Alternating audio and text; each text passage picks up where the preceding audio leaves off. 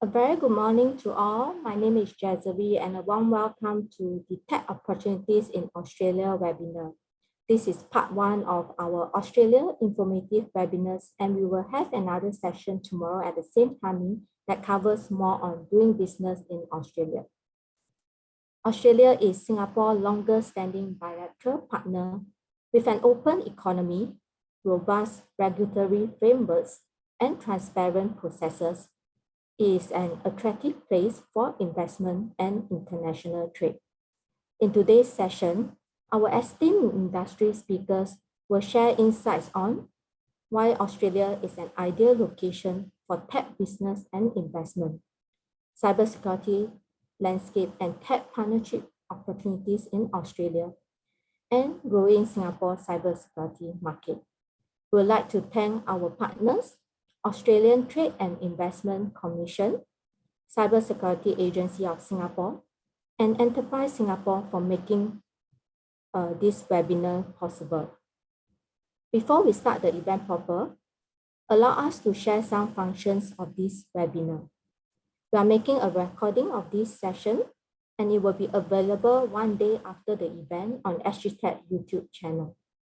If you have any questions at any point of time, you may use the Zoom Q&A function and post in them. We will answer your questions at the end of the speaker's presentation during the consolidated Q&A. Please help us to indicate your name and company name when submitting the questions. Without further ado, I would like to invite our first speaker for today, Mr. Stephen Scowley, Senior Trade and Investment Commissioner at Australian Trade and Investment Commission, Singapore, to give us his presentation on why Australia for business and investment. Stephen uses his extensive international business and finance experience to lead Austrade activities in assisting Australian exporters and international investors seeking to invest in Australia. Previously to his current role, he has been based in Singapore for over 5 years, during which time he was the Lloyds Bank CEO, Country Manager and Regional Corporate Banking Head. In total, Stephen has worked in the global banking sector for over 20 years in Europe, Asia, and Australia, with Lloyds Bank and Citigroup, and has led financial services businesses across all life cycle stages, from startup, growth, strategic refocus, restructure, downsize to exit and sale. Most recently in Singapore, Stephen worked in consultancy roles where he applied his business experience and financial acumen to emerging and scaling digital technology companies, including fintech platforms, blockchain solutions, and digital asset exchanges. Now let us welcome Stephen, please. Hi everyone, just bear with me one sec while I share my screen with you.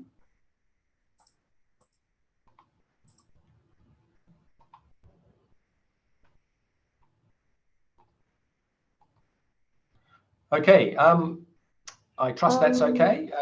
Stephen, we are seeing your presenter view, so you may want to hide your presenter view. Oh, okay, sorry, just one sec.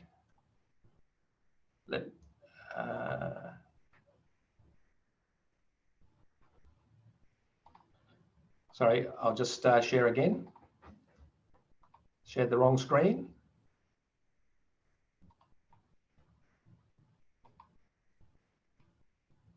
You can hide the presenter view. And how's that? Yes, that's good. Beautiful. Okay, sorry, there's always a hiccup at the start of a technology session, isn't there? So I've just done it for everybody.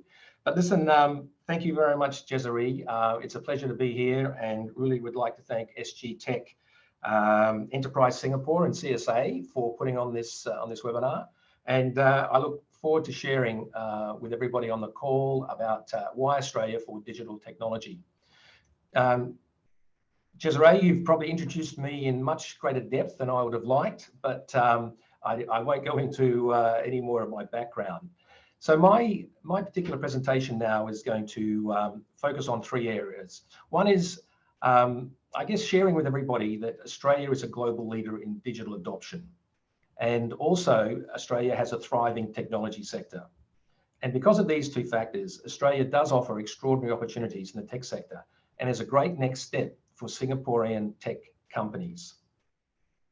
So when we say a great opportunity, what we mean is for this tech audience to consider selling into Australia or perhaps establishing a presence and or investing in companies or funds in Australia. Now, I have way too many slides. We have a great production team around technology in Australia. I'm not going to spend too much time on all of them, and I won't present all of them, but copies will be made available at the end of this of these sessions.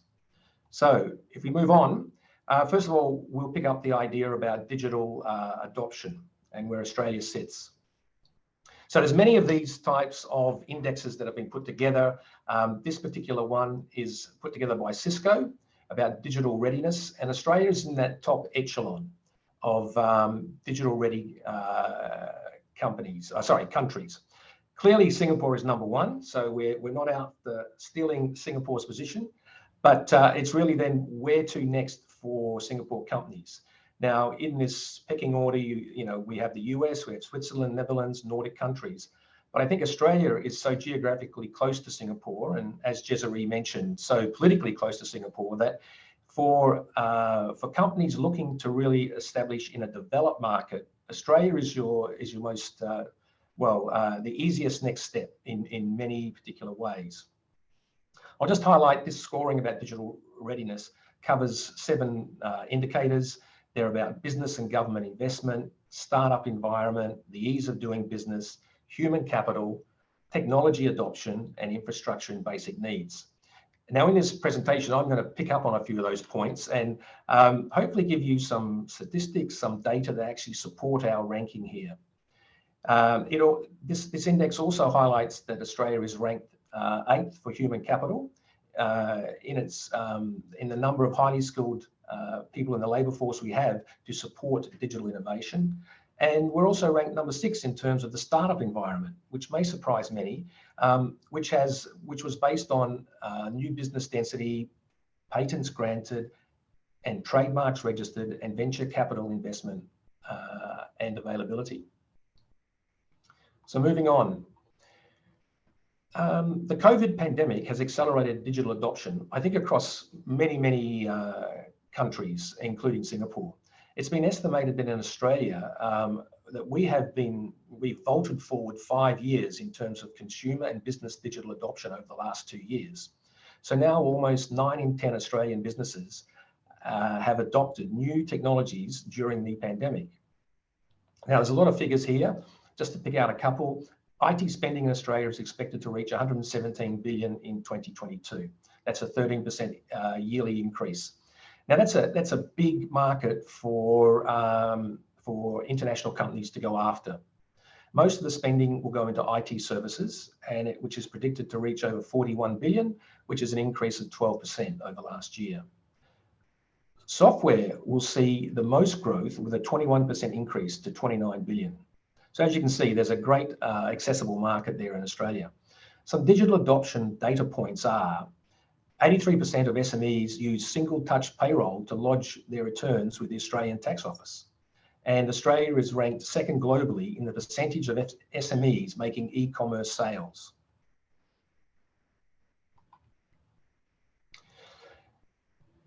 For a number of those reasons, then Australia is really an ideal launch market for enterprise tech. Australian businesses are prolific users of digital technologies. Australia is ranked 2nd among OECD nations for the adoption of technology in the workplace and prevalence of ICT skills. Australia is ranked 2nd also in the world by the Economist Intelligence Unit for digital e-government. I would guess Singapore nearly has to be number 1 or very close to it. Singapore's digital growth is well recognised by global tech giants. And just to name a few, we have Global, Cisco, IBM, Dimension Data, NCS, that local company, and part of Singtel, and Wipro have invested considerable sums into Australia in the last few years. I guess particularly focusing on research and development and then capability development. Artificial intelligence is also a key focus area. In terms of fast-moving tech companies that have recently established there, names such as Snowflake, 𝗂𝗶𝘃𝗃, ActiveCampaign, HubSpot, 𝗖𝗃𝗃𝗃𝗀, Pluralsight, 𝗖𝗹𝗹𝗶𝗃𝗃, Slack, TripActions, Salesforce, Illumino, Nominus Solutions, Mindcast, LogMeIn, and Eventbrite. As I said, just to name a few. So there's been really a lot of international focus into Australia and testing out our market. The COVID pandemic has also accelerated adoption of digital channels by Australian consumers. Australia's 5G rollout has reached up to 75% of Australians. Australians spend $62 million online annually, accounting for 19% of retail spend. 9 million Australian households have shopped online. That's 82% of all households. 100 million telehealth services have been delivered to 17 million patients. About 8 million Australians are using MyGovID online services. As you can see, it's the digital environment is really quite impressive, even by Singapore standards, I might add. So as a tech-savvy, connected nation of early adopters, Australia is an ideal location to launch your new digital products and services to consumers. Another ranking, if you like, from the Digital Quality of Life rankings from Mercer's was Australia ranked first out of 65 countries, and the factors that came into that number one spot were strong data protection laws, high content availability, an affordable mobile internet, a fast mobile internet, a well-developed e-government system, and a solid level of cybersecurity. I guess my subsequent speakers will actually provide a lot more background on that. Mobile phone subscriptions currently exceed 21 million out of a population of almost 26 million. 90% of Australian households use mobile phones to access the internet, making it one of the most mobile connected countries in the world. Australian consumers are willing to adopt new technologies. For example, the percentage of Australians using contactless payments rose from 0 to 80% in 18 months, which is an impressive adoption rate. So now with this background that Australian businesses and consumers are early adopters of digital technologies, and it is recognized by tech giants and disruptors as an attractive market, that has led to a thriving tech sector and ecosystem. The Australian tech sector has become Australia's third biggest industry, just behind mining and banking. It contributes 167 billion to GDP per year, which is around 8% of our national GDP. The sector employs 860,000 Australians, becoming the 7th largest employer in Australia. During the COVID crisis, the tech sector created 66,000 new jobs. 98% of firms are in the direct 98% of firms in the direct sector, tech sector, are SMEs. Australia will continue to grow the sector and is estimated to secure an extra 1 million jobs and contribute 244 billion per year to GDP. The government has a strong commitment for Australia to become, or to remain and become even more embedded as a top 10 digital economy and society by 2030. Through the digital economy strategy that was recently rolled out, the government has invested over 2.6 billion on initiatives. These include 4.5 billion to bring ultra-fast broadband to support business operations, $40 million in 5G innovation. This is to support 5G adoption in key industry sectors and private sector investment. $111 million in quantum future, which includes a quantum commercialization hub to foster strategic partnerships with like-minded countries in order to commercialize quantum research. And Singapore is one of those like-minded countries as well, and there's a lot of activity between the two countries. And it's also to create networks and opportunities for foreign investors to tap into Australia's expertise and capabilities in this area. There's also 124 million in artificial intelligence to build a national AI centre and 4 AI and digital capability centres. This is to allow investors to build networks and leverage on Australia's knowledge and the AI ecosystem. There'll also be $1 billion in technology investment boost boost, which is to support small businesses to digitize their operation, which is going to be implemented through a bonus taxation deduction. Australia's digital entrepreneurship is broad-based. Australia is home to approximately 700 fintech companies. This is a sector that's particularly thriving, and just based on fintech numbers alone, it's ranked number 6 largest in the world and number 2 in Asia, obviously after Singapore. There's also 600 edtech companies accounting for $2.2 billion of value and with a 13,000 strong workforce. There are 500 medtech companies, and many of those, or some of those, are in the world's top 20 for medtech patents. There are 400 agtech and food tech companies. We have 8 innovation hubs and 15 agtech incubators and accelerators. Australia is also recognised as a world leader in new technologies, such as using blockchain for finance, robotics in medical procedures, and silicon-based quantum computing research. At a recent count, Australia has 15 tech unicorns, and the number is steadily rising. Exceptional examples are Canva and 𝗖𝗹𝗹𝗶𝗀𝗀, while a new fintech startup, 𝗖𝗹𝗹𝗶𝗀𝘀, which provides business banking technology for SMEs, has achieved a $1 billion valuation in 2 years, which is the fastest time for a local company. These unicorns have demonstrated the ability of Australian tech companies to attract very large investments. The success of homegrown unicorns has led to a rapid growth in local venture capital funding, as well as international investors. Investment into Australian startups surpassed $10 billion in 2021, which is triple the previous year. The number of deals increased by 66% to 682. Fintech at 25% and enterprise software at 10% accounted for 35% of total funding. But new challenger sectors such as the clean tech and blockchain sectors are emerging. Fintech startups raised $2.5 billion last year, which is a 4 times increase over the prior year.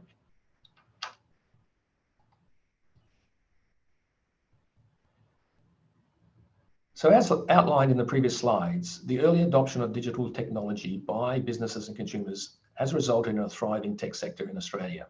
This presents a great opportunity for international companies to enter the market, develop products and services, or to invest into Australian technology. We'll touch on some of those opportunities now. Hopefully I don't have to go into this slide in too much detail, but Australia is a safe and stable place to invest and do business. And there are many points labelled there. Perhaps one to touch on is that the Australian financial sector has $9.5 trillion of assets. And that includes the world's 5th largest pool of funds under management at $2.2 trillion. The financial sector is Australia's greatest contributor to gross value added and a significant source of capital. The government has set ambitious targets for the digital economy, which should maintain the current tech business momentum and opportunities. And there's a few examples given there. There are various avenues for international companies to engage with the Australian tech ecosystem. Some of them are outlined in the next few slides. Many high-growth foreign companies are using startup precincts and innovation hubs in Australian capital cities to tap into the local technology community. A few examples are given on this slide. We have the National AI Centre, which I mentioned previously, Sydney Startup Hub, the Australian Research Council, and the precinct in Brisbane.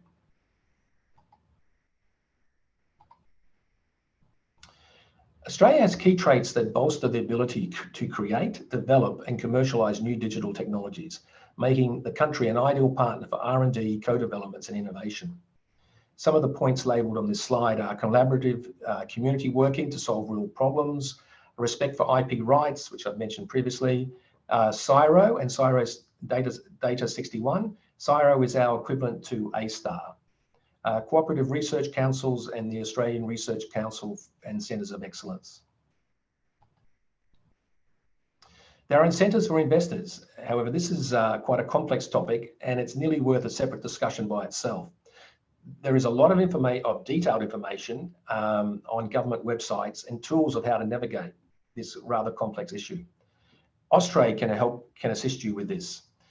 Perhaps in overview, Comparing like for like in terms of country incentives is very difficult, but Australia does compare very favourable with other countries. Australia has a highly skilled and digitally literate workforce. Australia is ranked 7th among OECD nations for the percentage of workers with tertiary qualification, and that number is 46%. Many Australians have worked abroad in leadership roles at major technology companies, which provides a source of local talent for international tech companies. Ranked in the world's top 10 for people talent, Australia's education system and research expertise are among the best in the world. Australia has many digital companies making a worldwide impact. Australian companies are well placed in the following areas: artificial intelligence, blockchain, cybersecurity, digital games, enterprise technologies, including big data analytics and quantum computing, fintech, and immersive media. I've mentioned many of those sectors previously. The following slides, which I won't go into, provide the details and examples in each sector. And when you receive a copy of this presentation, you'll be able to go through at your leisure. And we here at Australia would love the opportunity to discuss any particular sectors with you. I'll finish my presentation here, and it is a rather good segue into the next presentations on cybersecurity. So I'll stop sharing my screen and hand back. Is it back to you, 𝗖𝗍𝗍? Yes, thanks so much, Stephen, for your insightful presentation. Next out, we have our next speaker, Ms. 𝗖𝗃𝗵𝗶𝗶𝘀, Digital Project Manager from 𝗖𝗫𝗵𝗀𝗀𝗀𝗀, where she will be sharing with us on the cybersecurity landscape and tech partnership opportunities in Australia. As an experienced senior leader, 𝗖𝗃𝗵𝗶𝗀𝗀 enjoys being challenged, and after spending more than 20 years in the health industry, successfully delivering programs and initiatives to improve the health outcomes of Australians, she made the switch to cybersecurity. Joining the 𝗖𝗹𝗹𝗶𝗀𝗀𝗀 team in early 2019, 𝗖𝗃 has led the design, development, and implementation of Australia's first cybersecurity digital ecosystem to support the growth of the industry and showcase Australia's cybersecurity capability and opportunities globally. Over to you, 𝗖𝗃.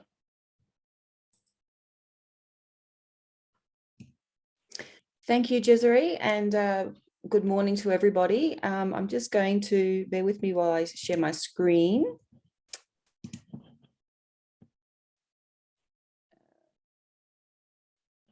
Just bear with me. Sorry, again, technology.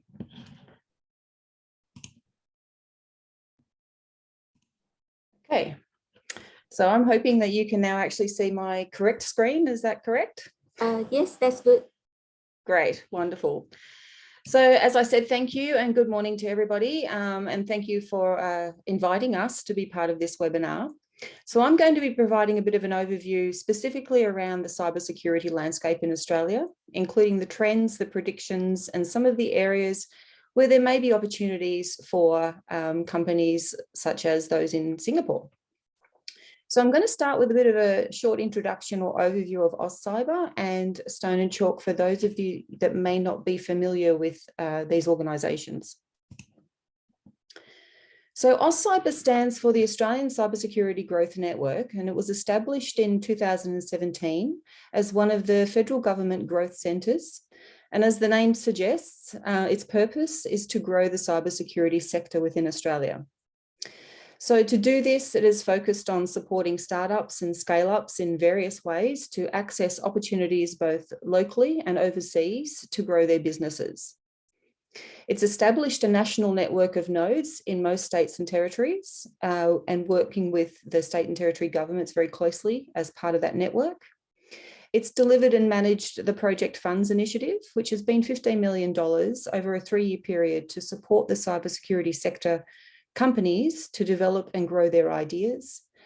It's established the digital ecosystem, which is called 𝗖𝗍𝗶𝗀𝗀𝗀𝗀, which I will be talking about shortly. And it's also implemented 𝗖𝗍𝗶𝗀𝗀𝗀𝗀𝗀, which is a data-driven application focused on the trends in cybersecurity jobs in Australia. Of course, it's also done a lot in the area of policy and research as well. Stone and Chalk was established in 2015 and they were founded in fintech. And they are now focused on various areas of emerging technology. They support and work with startups, scale-ups, corporates, government, and the wider ecosystem to drive emerging tech innovation for positive impact.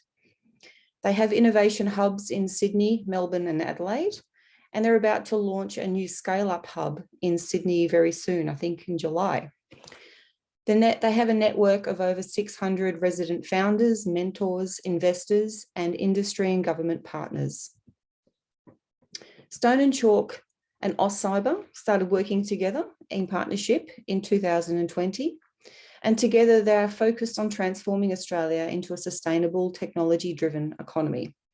And as you can see from that brief overview, there's quite a lot of synergies between Stone and Chalk and 𝗖𝗹𝗹𝗶 in their purposes and goals around growing the technology industry. Obviously, 𝗖𝗹𝗹𝗶 has just been very focused specifically in the cybersecurity sector, and that's what I'll continue to talk about now. So here is some of the latest statistics about the sector. So there are currently at least 350 cybersecurity focused providers in Australia. The average age of these companies is about 8.5 years, and more than 40% were founded in the past 5 years.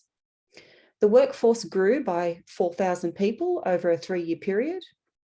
There are approximately 26,500 people currently working in cybersecurity for these cybersecurity providers, but they're also staffing the internal security teams in businesses and government.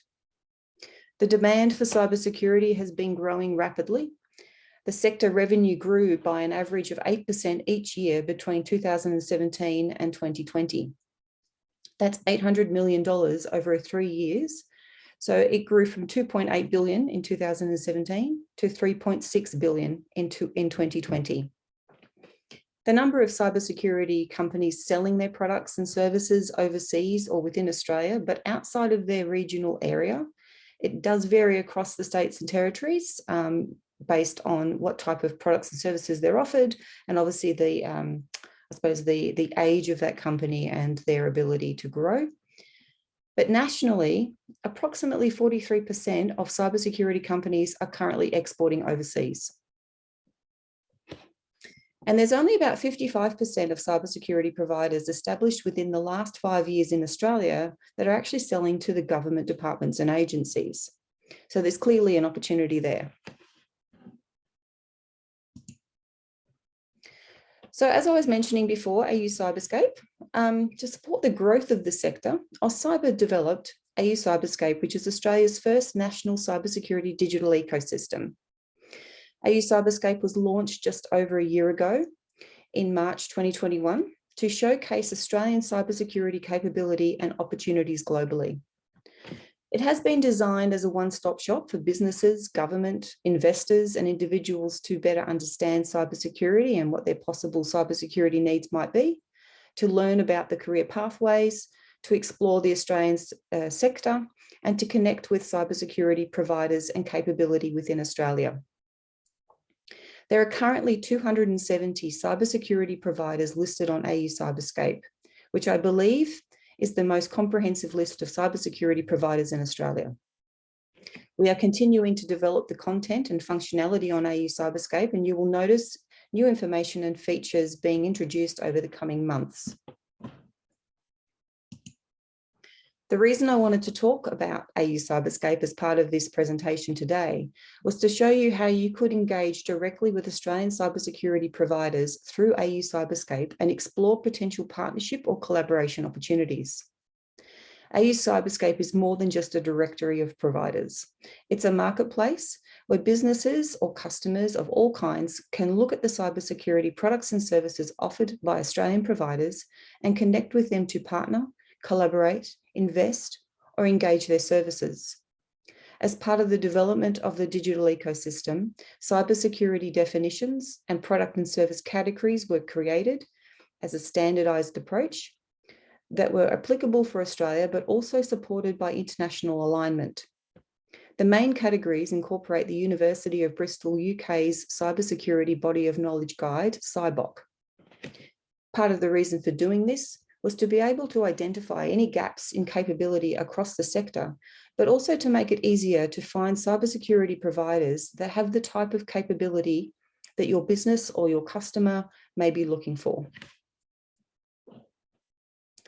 On the 𝗖𝗍cyber map page, where all the providers are listed, you are able to filter and search for companies based on their cybersecurity category or subcategory that you might be looking for. And you can also filter by state or territory location if that's applicable.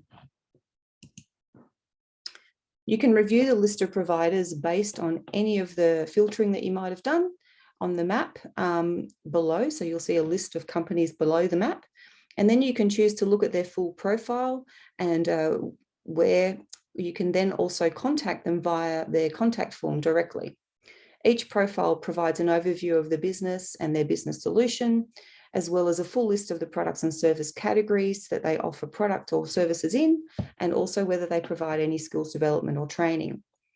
What's been interesting with the development of the ecosystem is that we're actually witnessing a number of providers listed engaging with each other to partner or collaborate via 𝗖𝗍𝗶𝗀𝗀𝗀𝗀𝗧𝗏. In fact, collaboration is quite high in the sector, with approximately 40% of startups partnering on product and service delivery solutions. So now I'd like to talk a little bit about the skills and the jobs growth. It's expected that at least 7,000 new jobs will be created in cybersecurity by 2024 in Australia. One of the challenges we do face is a skills shortage, and that there is a strong focus on addressing this. So to support the cybersecurity workforce and skills needed in Australia, 𝗖𝗍𝗹𝗶𝗀𝗀𝗀𝗀 was launched late in 2021. It supports the Australian cybersecurity industry by providing visibility and detailed information about the job supply, demand, and career pathways in cybersecurity. This tool has been designed to be used by employers, current and future workers, policymakers, researchers, educators, and career counsellors to make informed decisions about entering, upskilling, or strategic planning in the industry. But it could also be a useful tool for you to look at the current supply and demand data and the highest advertised job roles by state and territory or region to understand where there may be opportunities for capabilities or skills that you may offer. The data analysis and aggregation powering 𝗖𝗍𝗹𝗶𝗀𝗀𝗀𝗀𝗀 is a collaboration between MC Burning Glass, Accenture, and CompTIA. And the current data represents a 12-month period from November 2020 to October 2021. Cybersecurity is a rapidly growing industry in Australia, with 21,000 roles advertised during the November to October 2021 period, compared to 14,000 openings the previous year. The number of roles advertised increased by 50% in 1 year, whilst the number of cybersecurity workers only increased by 25%. During this period, the national average of available cybersecurity workers per advertised job opening was only 5.2. Of course, this limits employers' options in finding the right talent to meet their business needs. Over the next few months, you will see new functions and features also being added to 𝗖𝗍𝗹𝗶𝗀𝗀𝗀𝗀𝗀. We'll be adding new data points that will include things like gender and age, regional and urban. There will be international trends data that will be added that will be comparing the cybersecurity workforce supply and demand and average advertised salaries in Australia, the US, and the UK markets. And will also include historical data so that you can see the trends of the changing workforce over time. And there will also be a 5-year forecast tool of supply and demand for the cybersecurity workforce in Australia added. So what are the trends? So we see there's growing regulation of critical infrastructure.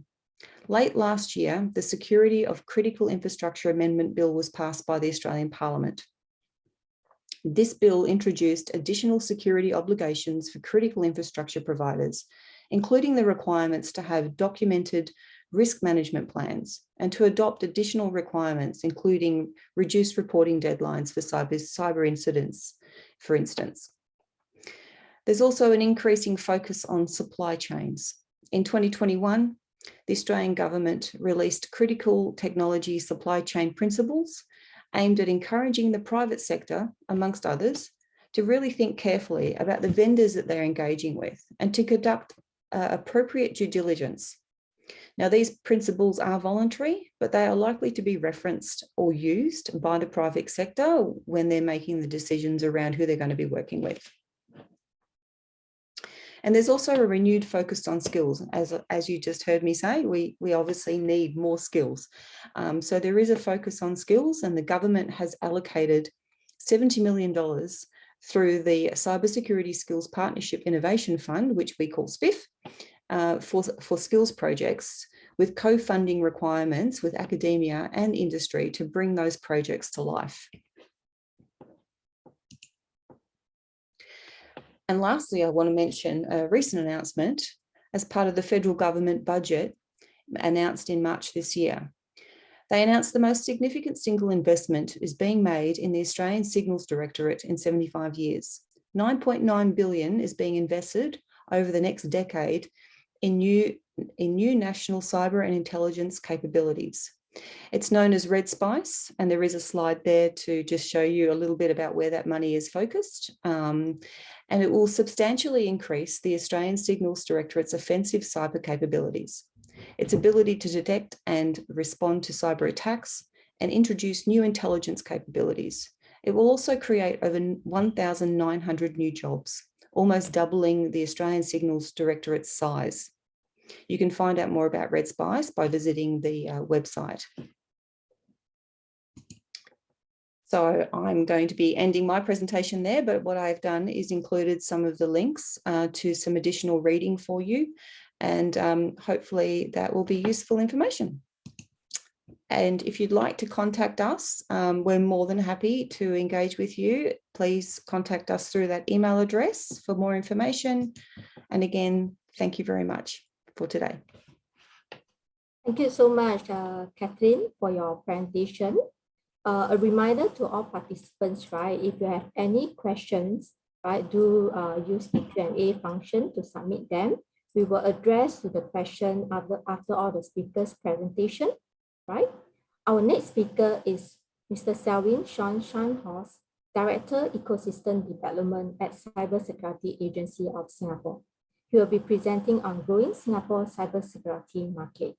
𝗖𝗹𝗹𝗶𝗀𝘀 drives strategies and programs for developing a vibrant cybersecurity industry, advanced R&D capabilities, and skilled cybersecurity talent. Prior to joining CSA, 𝗖𝗹𝗹𝗶𝗀𝘀 was a director at the Ministry of Communications and Information with responsibility for economic regulation and industry development policies for the telecommunications, media, IT, and design sectors, as well as government technology policy for government IT. Now, let us welcome 𝗖𝗹𝗹𝗶𝗀𝘀, please. Thank you very much for that kind introduction. Give me just a few seconds to share my screen with everyone.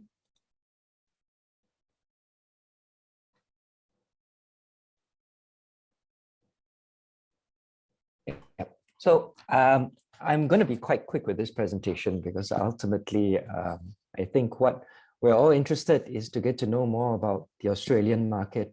But I thought a presentation would be useful in terms of setting the context for many of the Singapore companies, helping to understand the Singapore landscape that they come from and how that has shaped some of their journey and how that can continue to shape some of the journey that they undertake in Australia as well. But before that, I'll just do a quick introduction of myself and my organization. I come from the Cybersecurity Agency of Singapore. We are like many other national cybersecurity agencies around the world. I suppose the equivalent in Australia and UK would be ACSC as well as the UK NCSC. However, it is a fact that many national cybersecurity agencies can differ somewhat in their scope, and maybe a little bit unusually compared to many other countries. In Singapore, the National Cybersecurity Agency does have a component that looks explicitly at industry growth as well as workforce development, which you don't necessarily find in some of the other agencies. But other than that, a lot of our roles are very similar. It's about how do we distill cybersecurity knowledge into practical guidance for the critical information infrastructure. In some other countries, it's called critical sectors, as well as for public, as well as other organizations. This could take the form of legislation, advisories, standards, guidance. We also have an operational role in terms of helping to monitor cyber threats, responding to cybersecurity incidents. And of course, how do we leverage industry and academia to nurture cybersecurity capabilities and the cybersecurity workforce? And this is especially essential because we recognize that cybersecurity is an area where governments don't hold all the levers, we don't hold all the talents, we don't hold all the information. A lot of that knowledge, a lot of that expertise resides in the private sector. And it's our job to be able to support that and recognize that expertise and talent and the value of that as well. So the Singapore cybersecurity landscape has been evolving very rapidly over the last few years. Pardon me. Over 50 of the top 100 cybersecurity companies are in Singapore. And we have grown our cybersecurity startup ecosystem quite rapidly over the last few years after establishing the first cybersecurity startup hub in the region here. Our market has grown very quickly, far more quickly than we anticipated, exceeding 10% growth annually. And that's very clearly demonstrated even in our workforce. We have 11,000 technical cybersecurity professionals, and this workforce itself has tripled between 2015 to 2020 and is expected to continue to grow rapidly. We do have dedicated cybersecurity courses, and so the 900 graduates that you see on the screen there are those coming out from dedicated cybersecurity courses. But we have many other graduates that are graduating from other digital or IT or engineering courses which have cybersecurity components as well, even though they're not dedicated cybersecurity degrees. And the robustness of our labor markets has been recognized in international rankings, including the Oliver Wyman Cyber Risk Literacy and Education ranking, where Singapore was listed second overall, as well as second in the robustness and vibrancy of our labor markets behind Israel. We are a small country, so when it comes to absolute numbers, we may not necessarily hit the large numbers per se, but on a per capita basis, we've hit very notable strides. CISSP is a very notable cybersecurity certification. Some people look at it in terms of management or in terms of leaders to have this certification. If you find certifications valuable in terms of the way you identify or pick partners or pick people, you may be interested to know that in Singapore, we have the highest number of people certified in this in the world. OSCP is a little bit harder to get numbers around the world. But we know that we're at least the highest per capita in terms of the region. And OSCP is one of the benchmark certifications when it comes to penetration testing. Beyond just looking at certifications, one of the ways we look at how talented people can be is when it comes to certain capture the flag challenges. And one of the more notable international ones that people do keep an eye on is the Mandiant Flare-On Challenge. And it's quite remarkable that we have the highest, again, per capita number of finishers in the world. And even in an absolute figures, we are third in the world, not far behind at all US and Vietnam.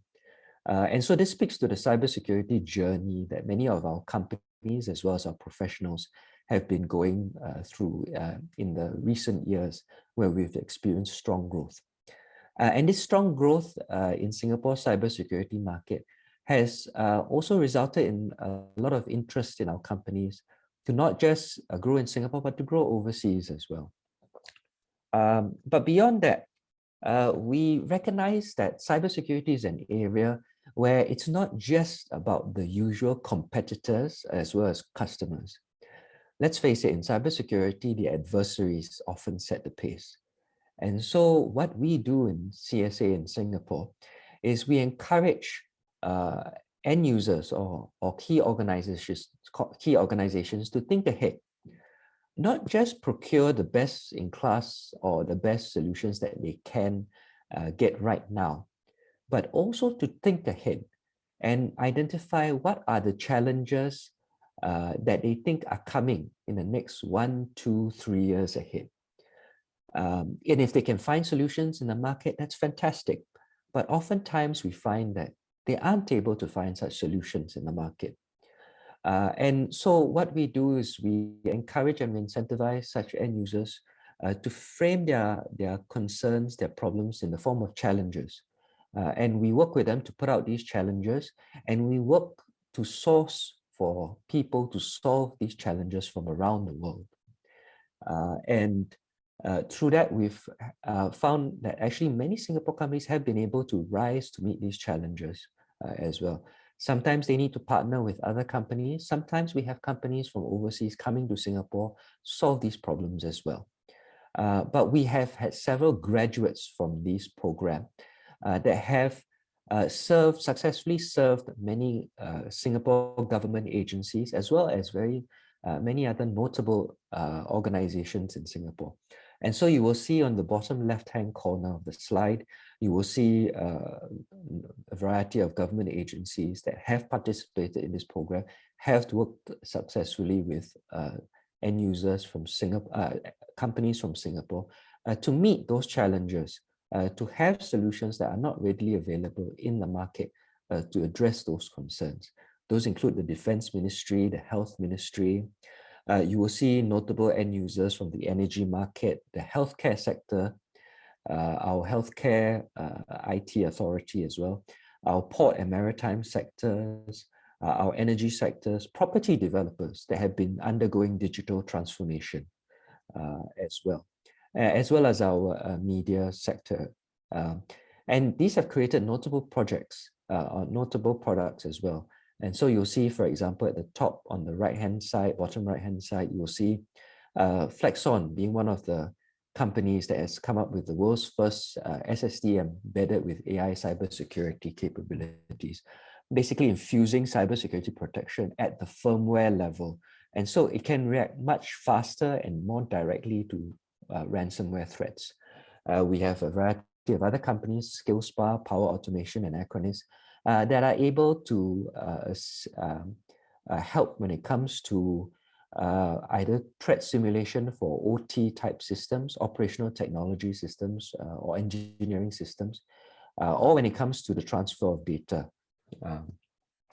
And so what we find is that we recognize that when it comes to cybersecurity, many countries face common threats, and many of the challenges that our organizations in Singapore have faced may very well be the same threats and challenges that organizations in Australia will face in the coming future, or that are already being faced. It is a fact that the tech trends have been accelerating. Emerging technologies, IoT, AI, blockchain, cloud, and automation, they need to be de-risked as well. Right? They need to be paired together with cybersecurity so that we can undertake digital transformation quickly and safely. And so here we have listed many of the cybersecurity vulnerabilities that we have encountered as a result of trying to de-risk emerging technologies.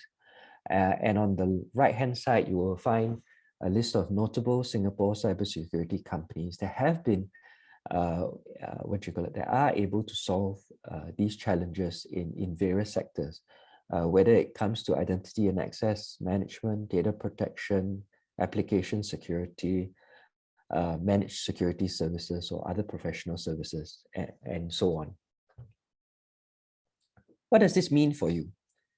Ultimately, we see such international cooperation, and not just between governments, but also between companies, as ultimately helping to recognize that cybersecurity really is a team sport.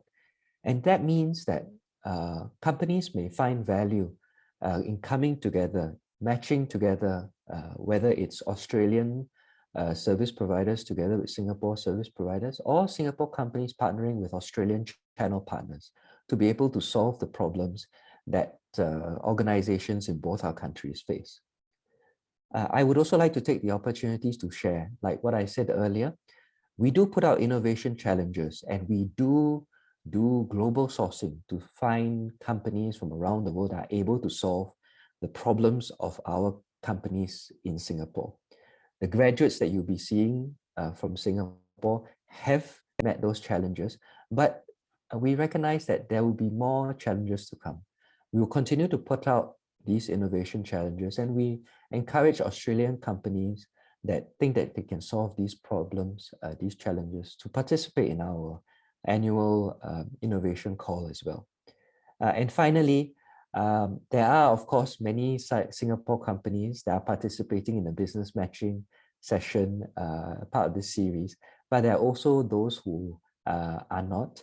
If you do feel like you would like to reach out to Singapore companies and partner with them, but they aren't part of this series of business matching sessions, we will provide a contact, and when we circulate these slides, you can reach out to the Cybersecurity Agency of Singapore, and we'll try and put you in touch with companies or associations that will be able to help you further as you seek partnership opportunities.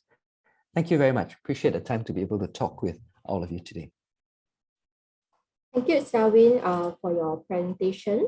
We will now like to move on to the Q&A session. Right, we'd like to invite all our speakers back onto the screen. This session will be moderated by Ms. Yen Chong, Executive Director of SGTech. Yen is an international C-suite marketer, digital strategist, and change catalyst with over 20 years of experience working in diverse industries and cities across the Asia Pacific. In fact, Yen herself, she has been in Australia, right, for more than 8 years, right? And returning from her 8-year stint in Australia, she joined IPG Media Brands, the Media Innovation Division of Interpublic Group in 2011. And Yen held multiple roles at the company and started as their APAC Chief Digital Head. So for participants, if you have any questions for our speakers, please use the Q&A function to submit them. Yen, I will hand over to you to kickstart the Q&A segment. Thanks, Jess, and thank you to our 3 speakers, for sharing, such very invaluable insights and information in relation to the topic today. So obviously, as what Jess has shared at the start of this webinar, this is actually the first of a series of us discussing about opportunities in Australia. So as some of you would be probably starting to upload your questions, why don't I just, there's one that just came through from Sophia. So maybe why don't we kick off with that? So Stephen is directed for Austrade, but certainly I think after you, because Kathleen also mentioned that in her sharing about 𝗖𝗹𝗹𝗶. But perhaps we could hear from you first, Stephen, in terms of, can you elaborate a bit more about this 𝗖𝗹𝗹𝗶 investment for cyber? Actually, I can't. I must admit, I don't know much about it, so I will defer to Kathleen. Okay, so Kathleen, over to you. Thank you, Stephen. I wanted to put it forward so that everybody was aware about this investment that the government has made, but it's actually not my area of expertise. And I would encourage, which is why I've encouraged people to please have a look at the website, the Australian Signals Directorate website, to read up on this particular investment that's been made, because I'd probably be not quite the right person to be talking about it in any sort of depth. So I'm sorry about that. That's okay. So I'm happy to pick this up as a follow-up item, and we'll share it with the audience along with my presentation. That would be great. Thanks, Stephen. Then Kathleen, since you mentioned in terms of the spending priorities, so maybe something that probably is more in your expertise. Where do you see some of the government spending priorities are in cybersecurity at the federal as well as the state levels? Yeah. So what we're seeing in the government spending area in Australia is they're really focusing on, improving their internal cybersecurity capabilities. So that's including within government and across all the areas of government. So not just in the cybersecurity departments or areas, it's across all business areas, because cybersecurity impacts all business areas, as we've just been discussing. And it's all states and territories, not just federally focused. And they're not looking at just trying to employ their capability in Canberra either, which is traditionally where the federal government is. So just recently, New South Wales government has invested $240 million in uplift during the 2021-2022 financial year. And I just mentioned 𝗖𝗹𝗹𝗶𝗴𝘀. That's obviously an internal investment to improve their cybersecurity capability. So governments are also expanding their footprint, and they're hiring a lot more specialised staff internally. As I mentioned earlier as well, they've been investing into cyber skills training because, as I said, we are facing a little bit of a shortage because everything is growing so rapidly. So they're investing within Australia to actually improve those skills locally. And, they are partnering with some companies like Microsoft, for instance, around that upskilling. So, the main focus really is that they're really focusing on the upskilling and the capabilities internally. Yeah. Well, thanks, Kathleen. And I think I do want to come back to this topic around the tech labor shortage, because I think it is across all sectors, and it's certainly a global challenge at the moment. But maybe before I get into that, we have another question that came in from 𝗖𝗹𝗹𝗶𝗀𝗀𝗀, and they mentioned that they have already established their company in Sydney, and obviously looking for some partnership opportunities. So maybe this is something that either one of you or even Selwyn could chime in terms of the collaboration. What can Singapore and Australia companies jointly address, in some of the, I guess, common cyber threats challenges, or in this case, from 𝗖𝗹𝗹𝗶𝗀𝗀's perspective, the kind of business opportunities. Anyone wants to go first? I might just pick up the direct question about partnership opportunities. So, yes, please. Yeah, if 𝗖𝗹𝗹𝗶𝗀𝗀 would like to contact Austrade here, we can get some more details in terms of what they're looking for and have our investment people connect with them. We would also put 𝗖𝗹𝗹𝗶𝗀𝗀 in contact with Invest New South Wales, and they will have, in a way, more detailed local knowledge and of some of the opportunities, right? So, Austrade is typically, of course, is a federal level supporter, and so we work very closely with the states and territories. So we'd be happy to pick this up. Oh, thanks, Stephen. That's a great offer. Does anyone else want to chime in? I was just going to reiterate that we're also quite encouraging of them contacting us, 𝗖𝗎𝗹 and Stone & Chalk, to be honest, because both organisations, we work together, but our whole focus is being able to provide those opportunities and network expansions and exporting opportunities and investment opportunities for companies in Australia. So I would encourage them to also maybe contact us through the email address that I provided on my slide deck. So there you go, 𝗖𝗹𝗹𝗶𝗀𝗀. You have two routes to obviously follow through. Selwyn, do you have anything that you might want to add in terms of the Australia-Singapore kind of companies collaboration? I mean, from a cybersecurity context. So I think my colleagues have appreciate the fact that they've answered it so well and been so helpful in terms of offering opportunities or helping identify opportunity in Australia. If there are things that you think could make sense to be done at the G2G level, do let us know. But oftentimes what we find is that making those connections on the ground, getting that assistance in market is really critical. Yeah. Great. And actually, Bob has also now asked the question in terms of, what's the best way to engage with Singapore companies who are wishing to enter the Australian market. So of course, right now, firstly, I think this is one of the forums or platforms that we have developed and for us to make those business connections.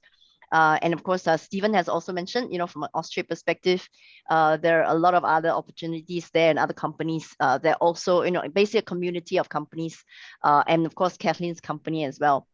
So Bob, I hope that that also answers your questions. So maybe why don't we change tack a little bit, just to talk a little bit. Sorry, can I just add? I didn't realize we answered yes, Bob's question as well. My apologies. Yeah, go for it, Xiao-Yin. So I totally encourage you, Bob. If you have it sounds like you have a presence here in Singapore. Please feel free to reach out.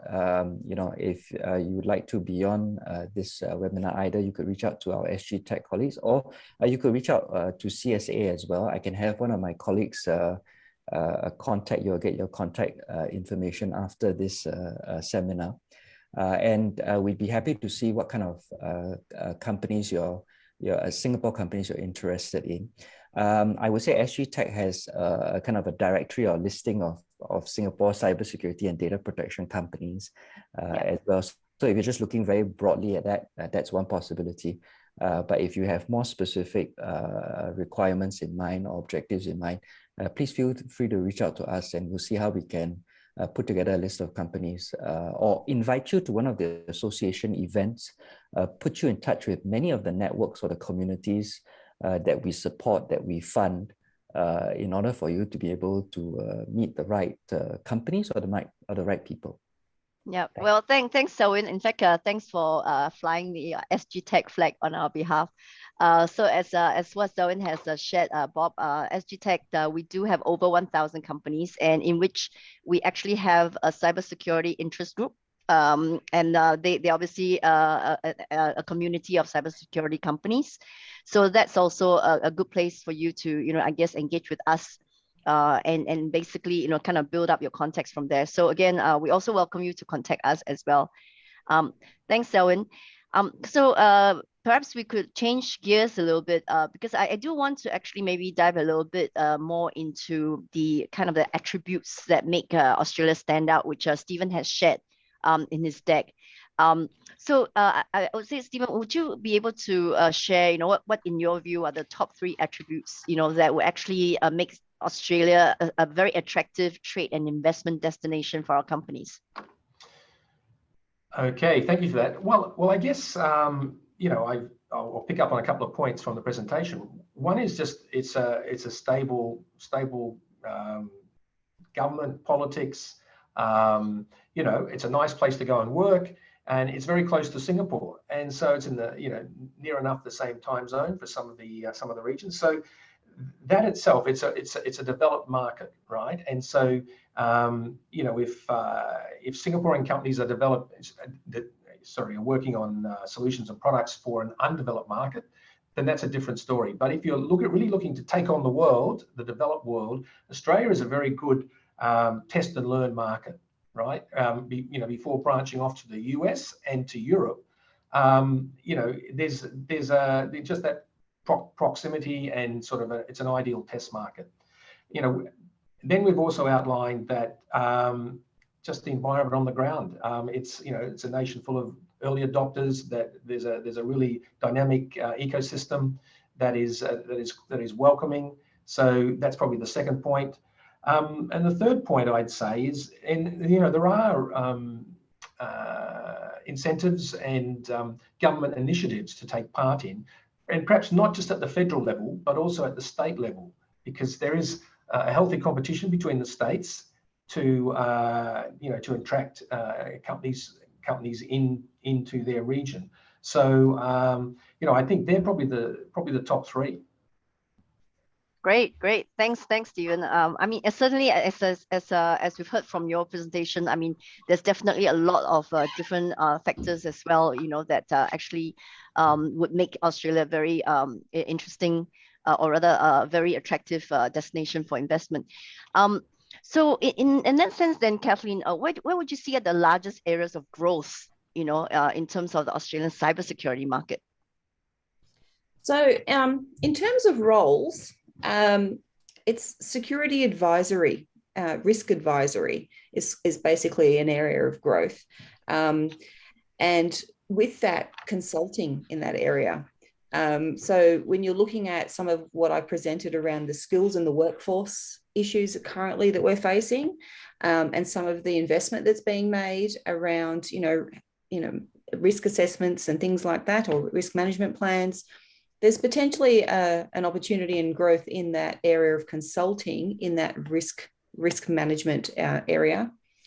If you look at the data on 𝗖𝗹𝗹𝗶𝗴𝘀, which is the workforce platform that I was talking about, the highest advertised roles are cybersecurity analysts, engineers, architects, and business intelligence analysts. So, that's the area of demand at the moment, is roles like that.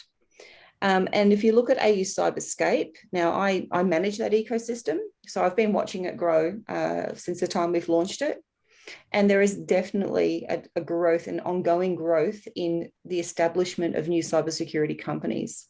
So there's been quite a number with the challenges of the pandemic that we've all been facing. And this was touched on a little bit earlier by my other speakers here. We've seen things sort of rapidly accelerate, and for cybersecurity, because there was a rapid acceleration in digital, technology type of thing, we then saw hand in hand cybersecurity demand go up. So we've actually seen more companies being established in the last 2 years than previously because of that. So that's another area that is growing, is people actually establishing their own startups. Yeah. And I think that's what Selwyn has shared as well, in terms of that growth that we're also seeing in Singapore. And certainly, I think this is also where, you've alluded to the workforce quite a lot of times. And obviously you've mentioned right now the very high paying jobs. So I think this is also where, there's a huge skills gap, or rather in terms of labor force shortage in those respects. So I would say thanks for sharing, obviously the platform in terms of, from Australia perspective. Are there any learnings, I suppose, that, if you think it could be transferable to Singapore in terms of growing the workforce in this area? Yeah. So some of the learnings are that, we need to be a little bit more creative around how we're actually addressing the skills shortage, and actually put more investment into it. It's not going to address itself. It does require support, and it does require, funding from the government to actually look at that and take it quite seriously, and actually support that growth area. That's obviously there's a skills gap, so it needs to be supported. So we are seeing that, the Australian government is actually supporting that now. The other thing is, you need to encourage, and we are seeing this, encouraging people who work in other areas of technology to actually look at it as a career path. It's not, you don't have to be somebody who's been trained in cybersecurity right from the time you've left school. You can actually pivot. I'm a perfect example of somebody who has pivoted. I spent 20 years in the health sector, and I'm now working in cybersecurity. And I think encouraging people to look at cybersecurity as an area for your own career path, regardless of your background, is another way to actually, basically address the skills gap there. Yeah, thanks. In fact, I think for us, you probably are aware that, we do have quite a lot of career switcher programs in Singapore, actually. Of course, very much boosted, by COVID, where people are really considering, kind of switching their careers into a tech workforce. And certainly cybersecurity, I guess programs were one of the very popular ones. So is there anything that I guess you'd like to add in this regard? So, I mean, I agree when it comes to the earlier mentioned skills gap. Yeah, it's critical. The worst thing we can do is to hire for fresh grads, but actually the job requirements, it's actually someone who requires 5 years of experience. And that's not uncommon in a lot of the job descriptions around the world. Yeah. And actually, we've got to look for where people have the aptitude, people have already some adjacencies that allow them to be able to transition in well. And this is key to part of the reason why we've been able to triple our workforce over 5 years. If you look purely at the pure cybersecurity degree numbers, there's no way we could have tripled our workforce in 5 years. So I'm very grateful that when it came to many of the Singapore companies, they've taken many have taken a very pragmatic approach. But at the same time, as digital transformation takes place more broadly, this is a journey that more and more companies will be undertaking and undergoing. And we've got to keep up that education effort, that effort for people to help understand that when it comes to emerging skills, people don't come ready-made. It's emerging for a reason. Yep. Thanks, 𝗖𝗹𝗹𝗶. I do want to now address some of the questions that have now popped up in our Q&A box. So 𝗓𝘁𝗃 is the Asia CEO of 𝗖𝗹𝗹𝗶𝗃 group. And he's interested to know if there's some pointers, and any one of you could take this question, to look for partners in Australia, as his company is CREST accredited in penetration testing and specialized in red teaming services. Any ideas or any tips? Well, I'll jump in, and I've kind of said this before for an answer. So come and speak to us at Austrade, and clearly we'll do some research on your company and your capabilities and things like that. But we can then point you in the right direction. Give you some information on the particular sector and opportunities and who are the key players. If there's a particular state you want to go to or major city, we can put you in contact also with that government entity or state government entity, and can help you this way. So I think it's and there are processes, and I think the Austrade website, the federal government website, the state website, that all has some really good capabilities. And I might just sing out to Enterprise Singapore, because I see 𝗓𝗃𝗶 on the call, and she's from ES in Sydney, and I'm sure she's and her team would be happy to help as well. Well, thanks, Stephen. Very good spotting. So we do have also another question from a Paul P. And the question is, do you have a platform for business matching in agriculture and animal feed technology industry? So would that also be about contacting you and your colleagues at Austrade? Yes, definitely.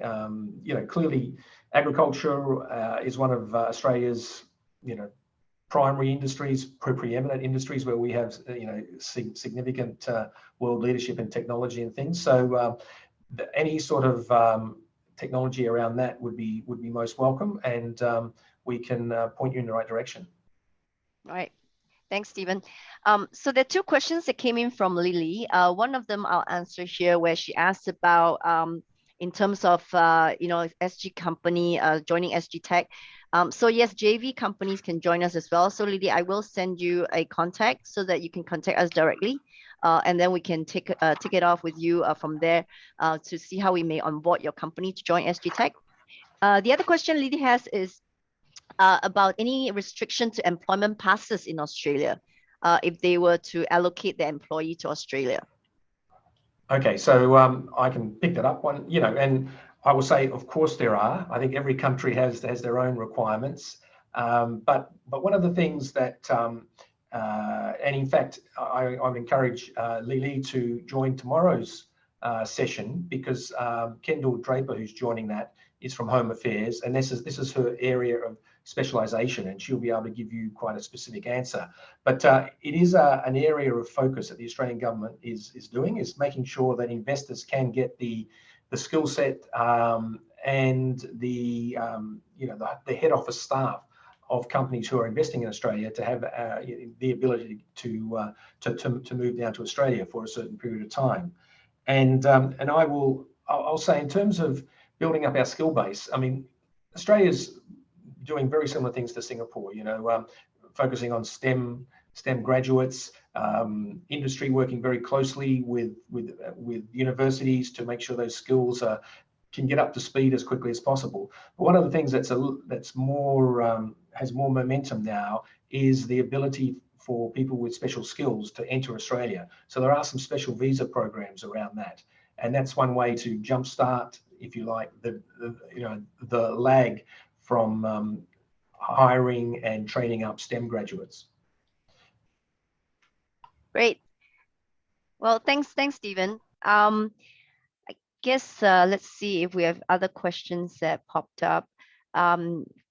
Yes, so I think 𝗖𝗃𝗏𝗀𝗶 is actually basically saying that he'll connect with you. So that's great. You know, so pleased to see that there's actually live business connections happening right now.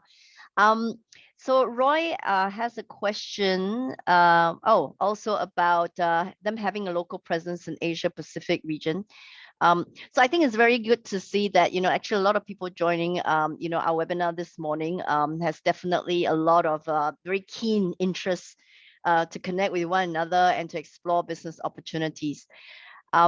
So maybe why don't we have a bit of a chat about in terms of, and maybe this one, 𝗖𝗹𝗹𝗶, if I may direct to you, in terms of how can Australian end users leverage, you know, the cybersecurity industry call for innovation to address some of their challenges? Will you be able to elaborate a little bit about that? Sure. So I think you mentioned Australian end users. So what you could do is twofold. Through these business matching sessions, you'll get to meet several of the companies that have actually managed to solve quite innovative, solve in a very innovative way some of the challenges that companies in Singapore have faced. And if you encounter very similar challenges, either now or you anticipate that you're going to encounter very similar challenges, then I encourage you to take a look at those solutions. I would also say that what we found is that even though we put out those innovation challenges domestically within Singapore, we find that not only potential solution providers look through them to see whether they can rise to the challenge, but other end users do likewise as well. And if you find that, you know, in Singapore, we're putting out an innovation challenge that you have a very similar issue with, please feel free to contact us. What we find is that oftentimes companies benefit from having more than one end user looking at how the challenge can be solved. It helps them in terms of making sure that their solution isn't too customized, that their solution can scale, that it is more robust. We find that even in Singapore, when we have more than one end user within Singapore looking at some of these challenges. And that's ultimately a key to leveraging the fact that cybersecurity is a team sport. You don't win a team sport by playing it alone. You can only win it if you cooperate together with the other people, you identify the right challenges and you try and work together to solve them. Great, thanks, 𝗖𝗹𝗹𝗶. And I guess does Kathleen or Stephen, do you want to add to that? In any case. No, I don't have anything more to add. I think someone's covered it very well. Okay, well, we don't have any more questions coming through, and perhaps we could have a last question. If not, well, maybe I'll hand it back to 𝗖𝗹𝗹𝗶, and maybe 𝗖𝗹𝗹𝗶, you can help wrap this up for us. Yeah, thanks so much to all our speakers, right, for your presentation as well as the very engaging Q&A session. So once again, we would like to thank our partners, Austrade, Cybersecurity Agency of Singapore, and Enterprise Singapore for supporting this webinar. We hope the session has been useful, right, and you have gained valuable takeaways. Before we end the session, right, I would like to share some of the upcoming activities. So as we shared earlier, this is just the first webinar of our Australia informative webinar sessions, right? Tomorrow, we will have another session at the same timing. So for those of you who are here with us today, do join us back tomorrow morning, where we will be sharing more on doing business in Australia. I think Lily, just now you also have your questions about the employment pass and all, right? So tomorrow we will have topics that cover, you know, how to tap on some of the global talent visas in Australia to bring your business there to Australia, as well as how you navigate, you know, the business culture in Australia. And tomorrow we will have one of our guest speakers from a fellow Singapore company that will share their experience on how they have, you know, successfully established their footprints in Australia, right? So we do have also other upcoming internationalization activities. So if you are considering a market expansion into China or UK, do join our upcoming business mission. For the hybrid business mission to China, you'll get business lead generation for the China market, network of industry resources in first-tier cities and emerging cities, as well as flexible and customized business matchmaking meetings. SGTech is also leading a physical business mission up to London TechWeek in mid-June. So London TechWeek is the UK flagship event, and through this business mission, you can access to the anchor London TechWeek events, curated program and networking opportunities and bespoke introductions to the wider tech ecosystem in UK. You will be able to also attend roundtables, site visits, as well as other networking sessions and information sessions to learn more about assessing the UK market. So for companies who are interested, you may scan the QR code to register your interest, and the team will then follow up with more details. This program will be supported with Enterprise Singapore Lead Grant for eligible Singapore registered companies, and of course, terms and conditions apply. Lastly, we would like to invite our participants to follow SGTech social accounts to keep up to date with our upcoming activities, advocacy position articles, as well as industry research reports and more. For any further inquiries that you have, do feel free to also reach out to the goglobal team about this email shown on the screen. Once again, thank you to all our speakers and attendees for staying through with us today. Right? We hope to see you tomorrow, same timing, for part 2 of our Australia informative webinars. Take care and stay safe.